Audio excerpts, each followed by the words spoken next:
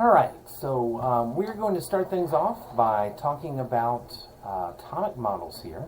We're going to finally get into one of my favorite aspects of chemistry, which is quantum mechanics.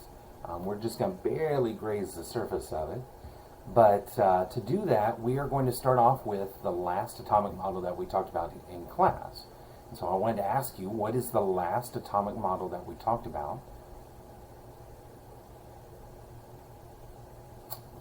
That is, hopefully you got that correct. The last model that we discussed was, in fact, the nuclear model, which is popularized by good old Ernie Rutherford. Came up with that idea, right, that there is a central location to the atom, which is positively charged, and it's a very dense, very compact center. But remember, as we discussed this, Rutherford had no idea what was going on around that nucleus. He had no idea what was going on with the electrons. It turns out it's a very complicated question, because this is the idea, right? This is the most correct model that we have so far is kind of wrong, right? And you know that. You've seen the representation of the atom in popular culture. Maybe you've read a comic book or two, right? Or seen it in a movie. You can see it all the time in video games, right? Use this sort of symbol for the atom here.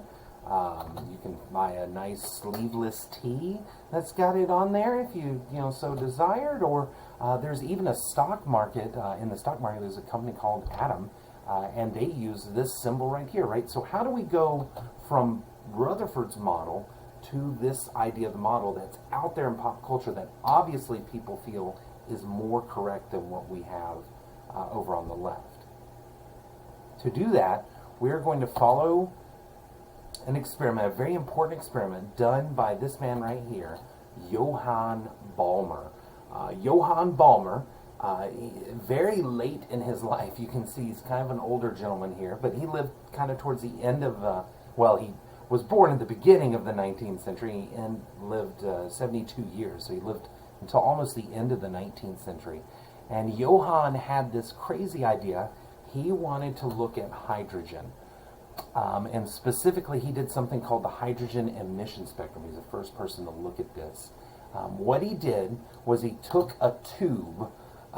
He took one of those old cathode ray tubes, and instead of taking all the air out and just leaving it like that, he took all the air out and he added a whole bunch of hydrogen, as pure as he could get it. And so he applied some electricity to that tube, just like the cathode ray tube that Thomson had used. And what he did was light came out of there, and he put a bunch of things in front of it. We call these slits. It's basically just a card with a very narrow slit in it, a very narrow line in it. And what that was meant to do was make all the light that come out, it would come out in a straight line. And then he took that light and he put it through a prism. All right, and prisms have been around for a while. There's nothing new there. You've probably played with a prism before. Certainly if you've been in the in-person class, we have little prisms that you can put on your head,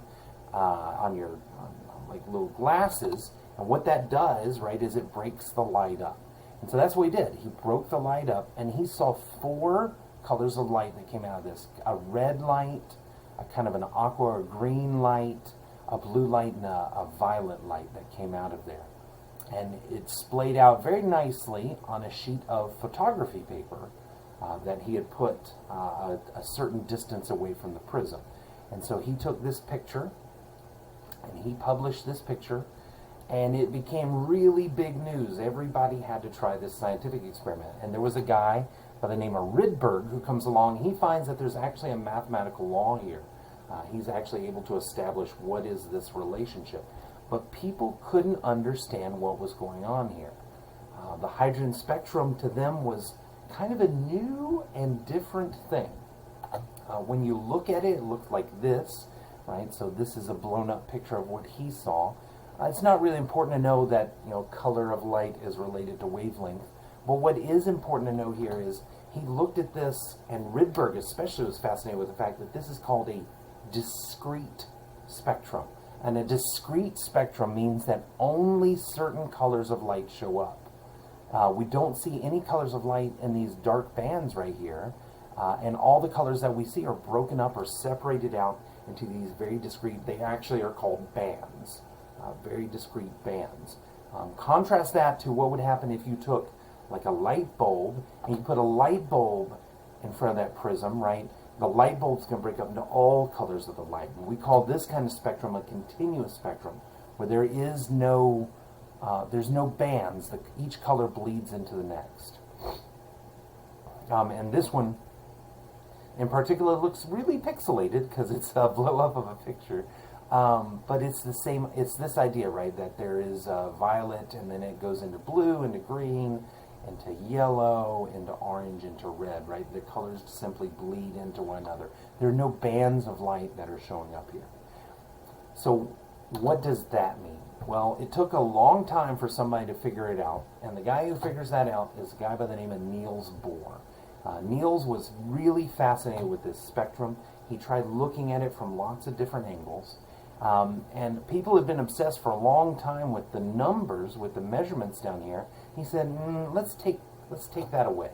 Let's take that away. And he stepped back from it a little bit and kind of thought about it. He said, what happens if I put a nucleus there?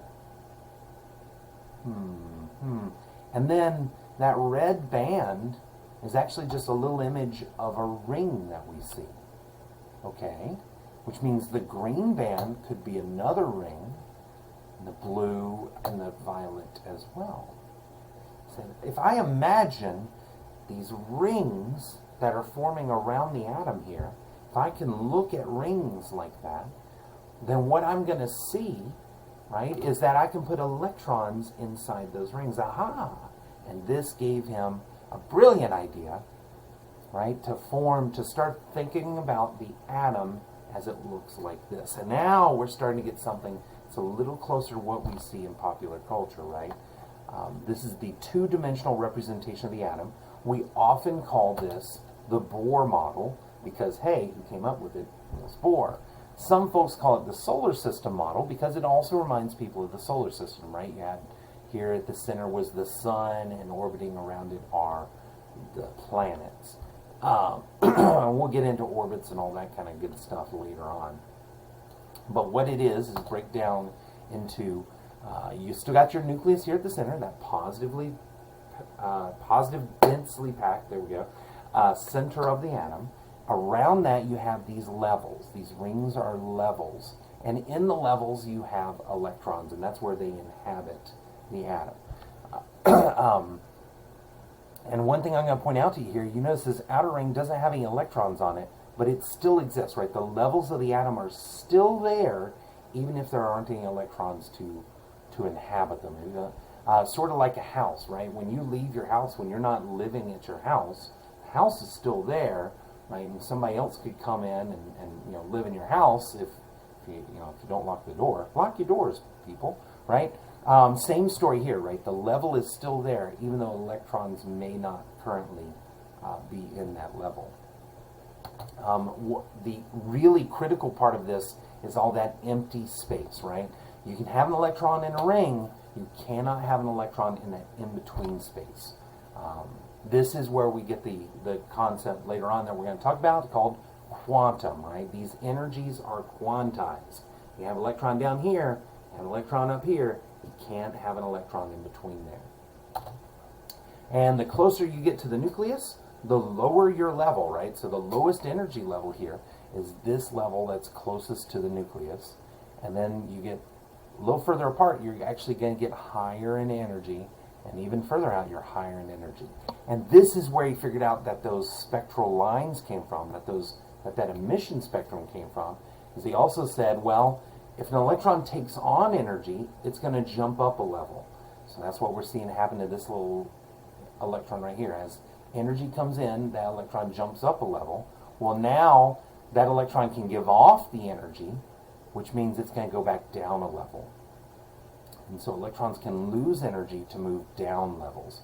And it can go this cycle over and over and over and over again.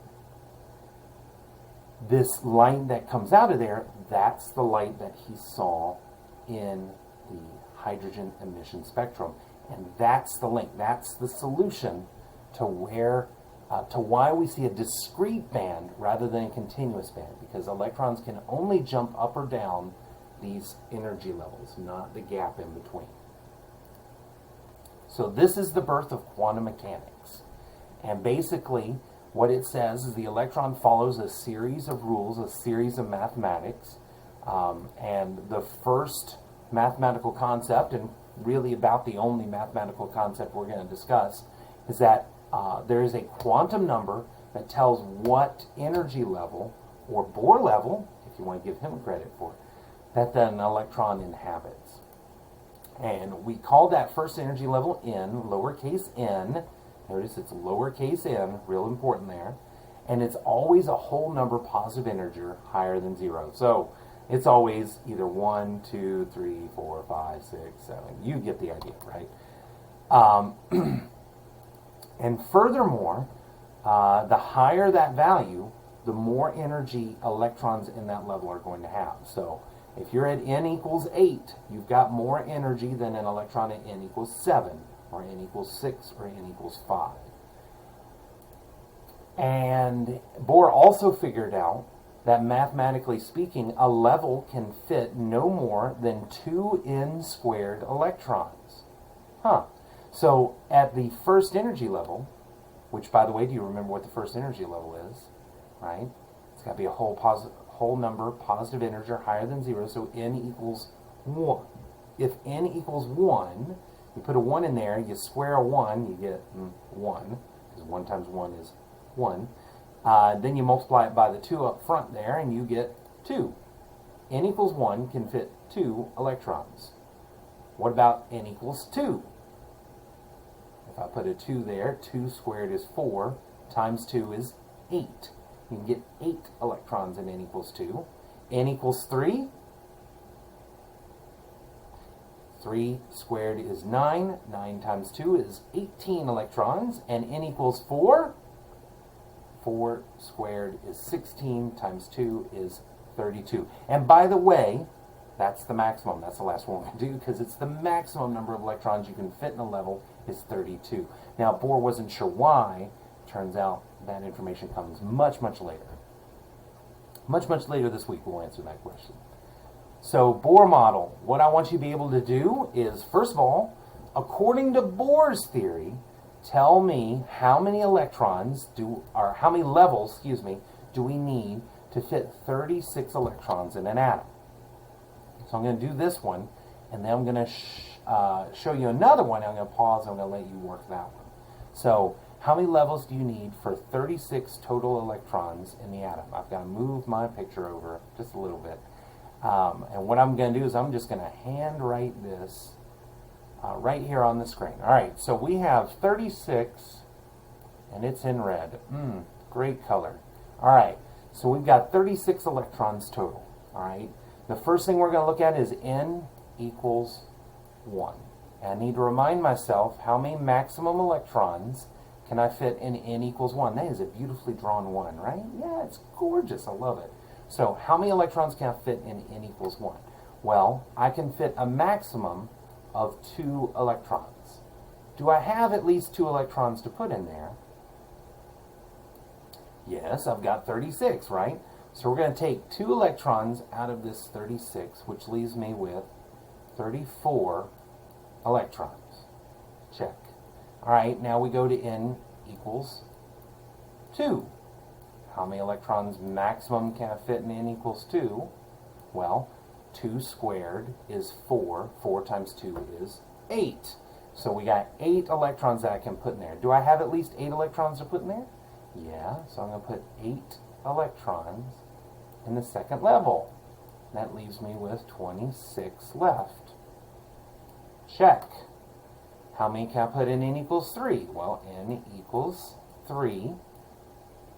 N squared is 9 times 2 is 18. I can fit 18 electrons. Do I have at least 18 electrons to put in there? Sure enough. So we're going to take away 18 electrons. 26 minus 18 leaves me with 8 electrons. N equals 4. How many electrons can I put in n equals 4? I think I might start to overwrite the question here. I can put a maximum of 32 electrons in n equals 4. Do I have 32 electrons to put? No. I only have 8 electrons to put. So So on this level, I'm just going to put an 8. Oops. A poorly drawn 8, but an 8 nonetheless. So how many levels are needed for 36 electrons in an atom? 4 levels. Beautiful. Gorgeous even, right? Yeah, it's beautiful. So what I want you to do is I want you to think, how many electrons would it take to do 118 electrons? Well, if you do this correctly, you're going to notice that at n equals 1, we've got 2. N equals 2, we've got 8. N equals 3, we've got 18. N equals 4, we've got 32. N equals 5, we've got 32, right? And so there's the trick right there, right? So right now, this is 28, 60, 92 electrons. And the last one, we're going to be able to put 26. 64, 82, 90, 92. So the last one, we only put 26. So 1, 2, 3, 4, 5, 6 levels is how long it took. Hopefully you got that right. You're going to practice that a whole bunch tonight for homework. All right. All right. So now what we're going to do is we're going to draw a Bohr model. So I love doing this. If you are in Cami, you can of course use Cami to do this. You can draw your circles and do it that way. I've got this poor drawing that I have to do with this poor little pen, so we're going to do it as best we can. So a Bohr model for 36 electrons. All right. If it's got 36 electrons, how many protons do you think it has? Correct. It's got 36 protons. And where are all 36 of those protons? They are in a beautifully drawn nucleus. So I'm going to draw a nucleus here. And remember, I try and make my nucleus kind of haphazard and kind of lumpy. That is intentional. So that's a 36 right there. 36. Gorgeous 36. And around that, we're going to put our first circle. Oh, man, just a gorgeously, perfectly drawn circle. How many dots can I put on that circle? Well, if we scroll back just a little bit, we'll see at n equals 1, we had 2 electrons. So I'm going to put 2 electrons on there. I'm going to try and make them dots. 2 electrons on there. All right.